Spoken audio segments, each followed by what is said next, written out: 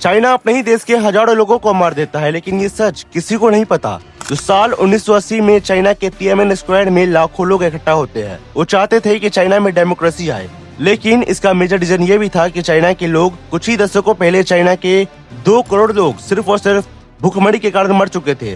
China में बहुत ही बड़े लेवल पे इकोनॉमिक क्राइसिस, पॉलिटिकल क्राइसिस हो चुका था, जिसकी वजह से चाइना के लोग अपनी गवर्नमेंट के खिलाफ प्रोटेस्ट कर रहे थे। वो चाहते थे कि चाइनीज कम्युनिस्ट पार्टी अपनी गद्दी को छोड़े और चाइना में डेमोक्रेसी आए, लेकिन चाइनीज गवर्नमेंट इस प्रोटेस्ट का इस प्रकार जवाब देती है कि अपने ही लोगों पे शूट एट साइट का ऑर्डर दे देती है, अपने ही लोगों पे टैंक चढ़ा देती है। और इसी प्रोटेस्ट में एक व्यक्ति फेमस होता है जो कि टैंक मैन के नाम से जाना जाता है। वो अपनी गवर्नमेंट के खिलाफ प्रोटेस्ट करता है, जिससे वो चाहता था कि डेमोक्रेसी आए, लेकिन उस पे टैंक चढ़ा दिया जाता है और उसको मार दिया जाता है।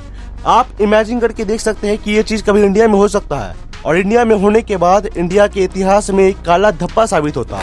लेकिन चाइना में ये पूरा का पूरा कांड हो जाने के बाद चाइना के लोगों को पता ही नहीं है, क्योंकि ये सारी की सारी चीजें को मिटा दिया गया चाइना के इतिहास में, जिससे चाइना के लोगों को पता ही नहीं चल पाया। क्यों? क्योंकि वो अपनी गद्दी को बचा सके।